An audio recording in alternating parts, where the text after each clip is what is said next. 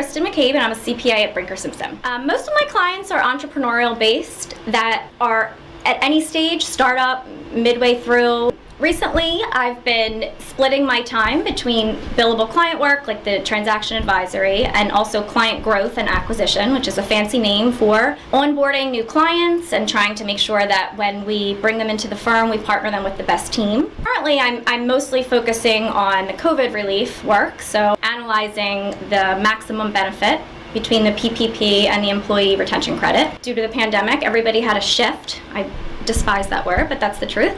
And we moved to doing Zoom webinars to cover the PPP as it came out in April. And since then, I think we've put on about 25 webinars. In this job, we have ample opportunity to connect with really passionate people who are faced with some type of challenge. They need to set up a new business or obtain financing to grow their business or figure out an HR issue when they're hiring people. One of my favorite parts of my job is when a client builds up a business and then they look to sell it.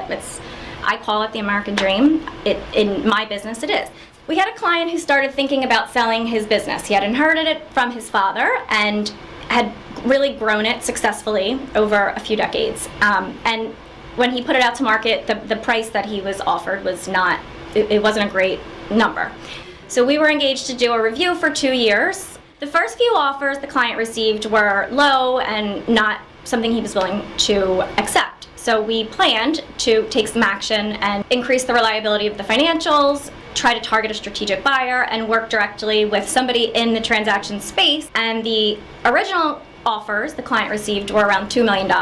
And then when he sold, it was between $14 and $16 million, and that was only 2.5 to 3 years later. He was really happy, we were really happy, the work that we did was great, and it's really awesome to me to not say you owe this much money to the government, but instead, here's a check and we've helped you through it. So my journey at Brinker Simpson began when I was in my final year of college. So I started as an intern. I finished college and they offered me a job, and I started as a staff accountant, and I was exposed to a lot of challenging things the first week on the job. I got to quickly build relationships with clients that I'm still very close to now, and I was able to learn so much in a very short time period. What do I do in my free time? So I'm a mom, a CPA, an Excel alchemist. I have the sharpest of wits, very, very humble. I am the resident yogi, so I'm often found doing handstands in the hallway. I fight with strangers on Reddit. I typically explain the way that I think as having frenetic synapses. One of the things I really love about Brinker Simpson is that we have an amazing company culture.